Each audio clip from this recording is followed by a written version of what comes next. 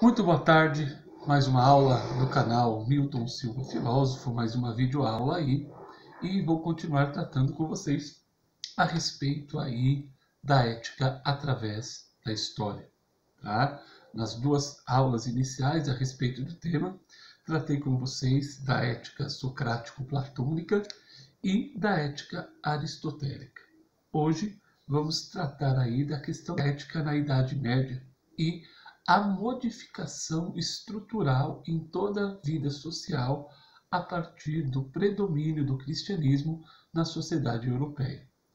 Então eu vou ter aí uma mudança grande, tá? Não é nem significativa, é uma mudança gigantesca, uma mudança muito com pontos específicos que vão mudar a relação do homem com o seu comportamento, com a sua prática mundana, com suas relações sociais. Eu vou ter uma mudança estrutural enorme, que vai diferenciar a ética cristã da ética antiga ou ética grega. Tá? Então, vamos lá. Temos dois pontos aí muito importantes a respeito disso. O Gilberto Cotrim, na página 336 do seu livro, vai dizer que a primeira característica dessa modificação da relação da ética está ligada ao abandono da visão mundana. A relação do homem com o divino, a relação do homem com Deus e o abandono dele das suas questões sociais, de vida em sociedade, vão ficar muito evidentes nesse período. Tá? Vou ler aqui o que Gilberto Cotrim explica, ou fala, e comentar para vocês aí a explicação que Gilberto Cotrim dá a respeito do tema. A ética cristã deixa de lado a ideia de que o fim último da vida humana esteja nesse mundo. Com isso, centrou a busca da perfeição moral no amor a Deus. Ou seja, quanto mais eu agir bem, quanto mais eu praticar bem, quanto mais eu respeitar o outro, quanto mais eu negar as minhas vontades, mais eu vou agradar a Deus. E agradando a Deus, que é pura perfeição, eu vou agir bem. O meu agir está relacionado, está vinculado com a vontade de Deus. Quanto mais eu fizer a vontade de Deus, melhor será a minha ação. Um outro ponto importante aí da relação da modificação da moral desse período, da reflexão ética desse período, é o que o Cotrim chama de emergência da subjetividade. Essa emergência da subjetividade, tá? Ela já vai começar ali no período helenístico com a filosofia dos estoicos e dos epicuristas, que vão defender aí a felicidade numa questão individual, não mais numa questão de sociedade, da vida em sociedade. Então, eu vou ter aqui, depois da conquista do Império de Alexandre, do avanço do mundo macedônico, inclusive na Grécia, eu vou ter aí uma modificação.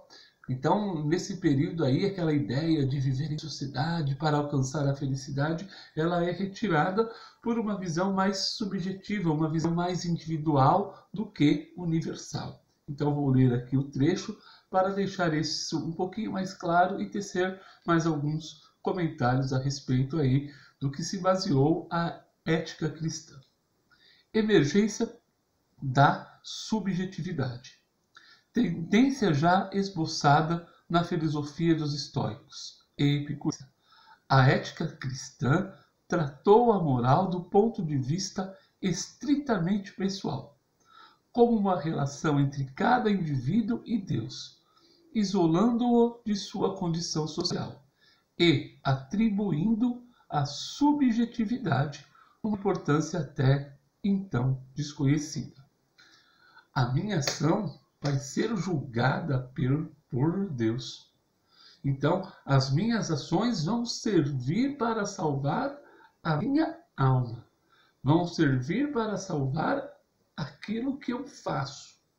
As minhas ações terão caráter individual, um caráter pessoal que vai estar fundamentado na minha relação com Deus.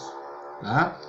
Os filósofos medievais, vou ler mais um trechinho aqui para encerrar essa aula, herdaram alguns elementos da tradição da filosofia grega, reconfigurando-os no interior de uma ética cristã.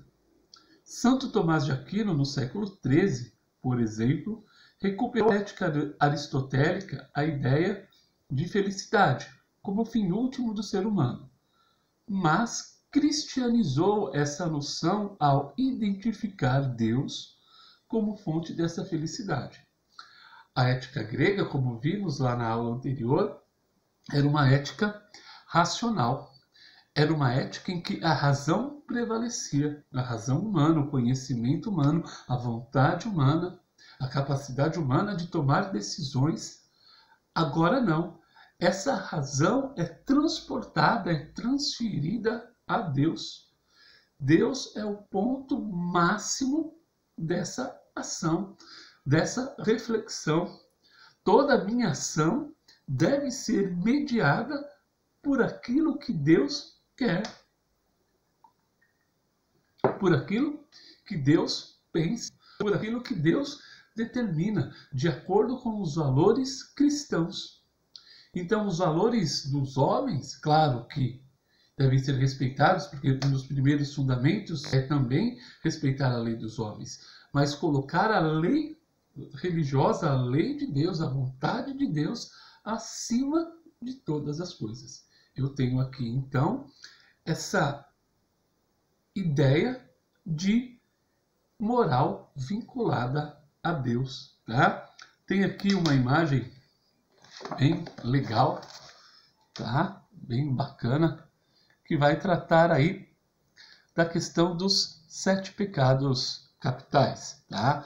E os 7 pecados capitais, eles vão ser para o catolicismo da época e de hoje também, para o cristianismo em geral, a questão de o ser humano ter seus vícios, ter suas vontades e negar essas vontades ao máximo. Quanto mais você negar essas vontades, mais eticamente, mais moralmente você vai agir, tá? O Agostinho, a gente vai ver, nós vamos ver ele ali na próxima aula.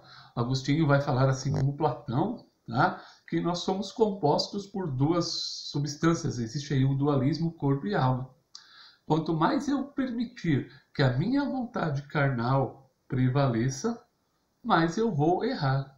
Tá? O Agostinho diz que a alma é superior ao corpo, porém Deus nos deu aí o livre-arbítrio. Quanto mais eu agir de forma livre, quanto mais eu agir conforme a minha vontade, mais eu vou me afastar de Deus. Bom, até a próxima aula. Agradeço aí a vocês pelas visualizações, que já passaram das 10.000. Agradeço pelas inscrições, peço que continuem se inscrevendo, peço que comentem, que mandem perguntas, e é isso aí. Vamos aí tentar cada vez mais disseminar o estudo da filosofia, a compreensão da filosofia, para que possamos construir a partir disso uma sociedade mais justa, mais igualitária, mais consciente de tudo aquilo que ela passa. Até a próxima aula e muito obrigado.